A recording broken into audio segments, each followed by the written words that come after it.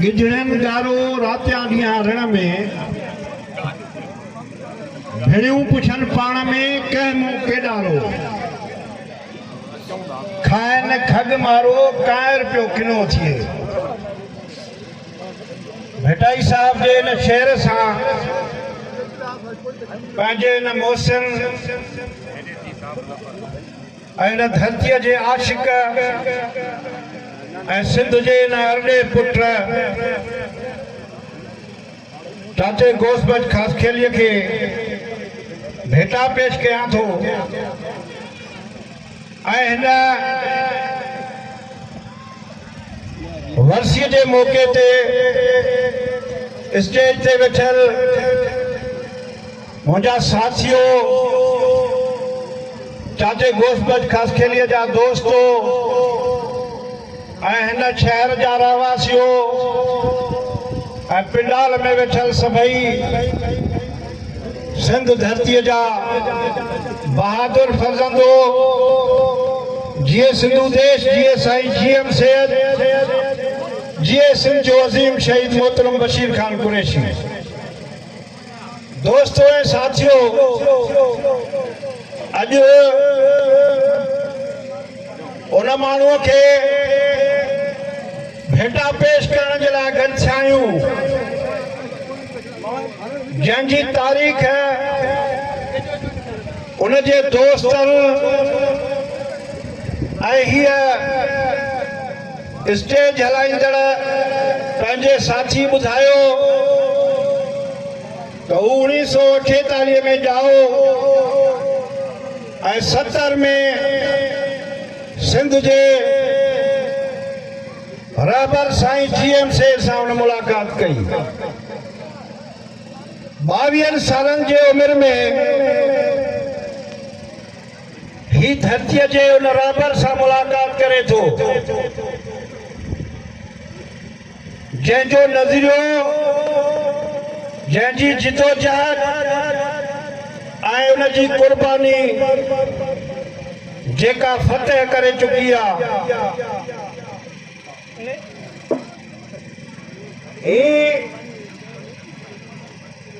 छो न उन मंज़िल ते पहुचे अॼु हिन नंढड़े शहर में उनजे अबाणे ॻोठ में छो न ही हज़ारे माण्हू ही सवे माण्हू उनजा दोस्त उनजा साथी छो न उनखे भेटा पेश कर ही उनजो हक़ आहे छो त जन बि माण्हुनि धरतीअ सां प्यार कयो आहे जंहिं बि हिन सिंध उमर जे लाइ के ॾींहं ऐं रातियूं ओजागनि में गुज़ारियूं हुजूं छो न चाचे गोसबज ख़ास खेलीअ खे उनजा दोस्त ऐं धरतीअ जा पुट भेटा पेश कनि जंहिं पंहिंजे जवानीअ जूं ख़ूबसूरत शामूं पंहिंजे धरतीअ जे लाइ वेड़ कंदे ऐं तकलीफ़ूं में गुज़ारींदे उहे गुज़ारियूं हुजनि पोइ छो न उनखे हिन राति जे पैर में उनजा दोस्त भेटा पेश ॾींदा चाचो गोसबज ख़ास खेली सच पुछो त जॾहिं असां चाचे गोसबज ख़ास खेलीअ जो पहिरियों नालो मुंहिंजे कननि ते पियो हो शायदि हुन वक़्तु मां जीएसएल लतीफ़ संगत जो मेंबर हुजा त मुंहिंजे कननि ते कंहिं दोस्त हिनजी साराह कंदे चयो हो त हिनजी चाचे गोसबज ख़ास खेलीअ जी महिनत बहादुरी ऐं जिदोजहद ॾिसंदे ज़ुल्फ़कार अली भुट्टे चयोसि त तूं जीएसएल छॾे त तोखे डीएसपी जो आर्डर थो ॾियां ऐं चाचे गोसबज चयो तुंहिंजे इन डीएसपी ते लानत थो विझां मुंहिंजे लाइ सिंध जो आशिक़ जेको आहियां उहो एज़ाज़ वॾो आहे हिन जी साराह उन वक़्त जा क़ौमी कारकुन कदे थकबा ई ना सच पुछो त असां पंहिंजे सीनियरनि जी जल्दी सारा ॿुधिया क़ौमी कारकुननि जे ज़बान मां उन में सरे फ़हरिस्त चाजू गोश बच ख़ास के लियो ही आई केलो क़ौमी कारकुननि जो ही उत्साह हो क़ौमी कारकुननि जो अॼु उनजे दोस्तनि साथियुनि साईं मुख्तार मंगणहार साहब सच पुछो त जेके एजाज़ ऐं जेके लफ़्ज़ असां क़ौमी कारकुननि जे लाइ हिन स्टेज ते हिन ताज़ाती मेड़ाके में चया आहिनि उन खां पोइ जीअं कंहिं क़ौमी कारकुननि जे लाइ कंहिं सिंध जे आशिक़ जे लाइ मोटण मेणो हुजे सवाइ कंधक पाइण जे सवाइ फाही जे फंदे ते चढ़ण जे या सिंध मां जे लाइ रोडनि ते रत वहाइण जे असां क़ौमी कारकुननि जे लाइ ॿियो रस्तो बचे ई नथो असीं चऊं था त सिंध जेका आहे उहा असांजी माउ आहे सिंध असांजो वतन आहे सिंध तारीख़ी तौर ते सिंधियुनि जो वतन रहियो आहे ऐं असांजो सभिनी जो चाचे गोशबत ख़ास केलीअ जो जेको प्रोग्राम ऐं मंशूर हो उहो इहो हो त सिंध जेका हिन वक़्तु फुलट जे ज़िमरे में अची वई आहे सिंध जेका पंजाब जी कॉलोनी थी सचे सिंध जेका हिन मुल्क में जंहिं बुनियाद ते दाख़िल थी जंहिं एग्रीमेंट ते दाख़िल थी जेको ही जेके हिन मुल्क जा ख़ैर ख़्वाह चवंदा आहिनि त साईं GM सेठ जेकॾहिं करारदाद पेश न करे हा त ही मुल्क न ठहे हा असां चऊं था त उन वक़्तु बि साईं GM सेठ सिंध जो सचो अॻवान हुनजी एग्रीमेंट ई आई त सिंध मां निकिरंदड़ मैदनियात जा मालिक कोयले जा मालिक तेल जा मालिक ग्रेनाइट पत्थर जा मालिक सरहदनि जा मालिक हिन ज़रई ज़मीनुनि जा मालिक सिंधू दरिया जा मालिक सिंधी हूंदा पर हुन एग्रीमेंट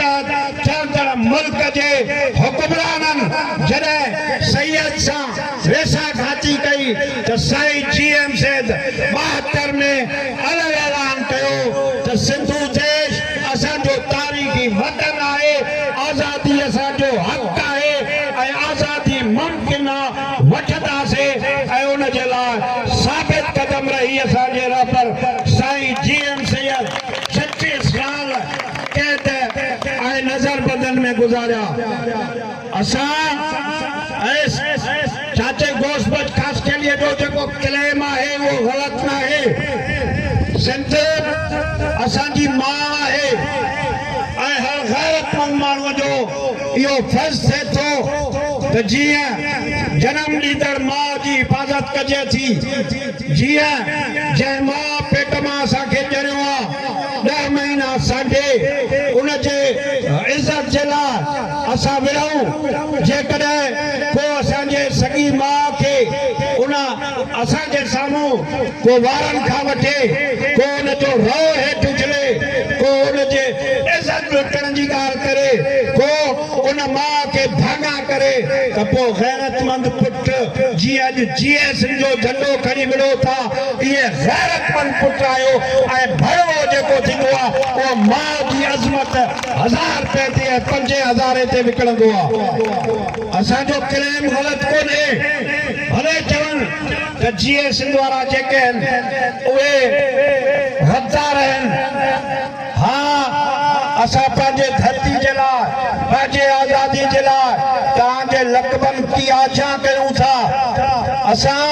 साबित क़दम रही करे सिंध खे ॿुधायो आहे ते सिंधियो असां शहीद बशीर खान कुरैशीअ जा उहे आशिक़ आहियूं हिते वेठल जेके बि दोस्त आहिनि जीअं पंहिंजो सिजाज पयार साहब असांजो दोस्त चयो सची ॻाल्हि आहे इन्हनि सभिनी जा गल चुमिया आहिनि बशीर कुरैशीअ हिते वेठल सभिनी सां भाकुर पाता अथई हिननि सभिनी जा हथ चुमिया अथई ऐं असां बि हुन जा कदम चुमिया आहिनि त पोइ सिंध जे लाइ सिर ॾियण खां कीअं कीबाईंदासीं जंहिंजो अॻुवाण बशीर कुरैशी हुजे जंहिंखे 23 मार्च ते चयूं त 23 मार्च ते कराची में गॾु न कर सिंधी माण्हू 23 मार्च जे उन सज़ा में इहो एज़ाज़ मिलियो बशीर कुरैशी खे त उनखे शहादत नसीब थी अरे बशीर कुरैशी त हर जलसे में चवंदो हो जॾहिं शहीदनि जे वर्षनि में वेंदो हो बशीर खान उन्हनि वर्षनि ते चवंदो हो त हे सिंध जा शहीद हो असांखे अलाए कॾहिं शहादत मिलंदी जो असां बि तव्हांजे हिन धरती में हिन सिंध अमड़ में तव्हां सां अखियूं अखियुनि में मिलाए चवंदासीं त असां बि सिंध वतन जे लाइ क़ुर्बान थिया आहियूं असां उन जोधनि ऐं जवाननि जा पोइ लॻायूं असां चऊं था त सिंध जा माण्हू वोट भले जंहिंखे वणे वञो वोट सां असांजो को बि तालुक कोन्हे असां चऊं था त सिंध खे सॾिजो सिंध खे पुठी न ॾियो ही जेके मीर पीर ऐं वॾेरा जागीरदार चवनि था मूंखे त सैयदनि जे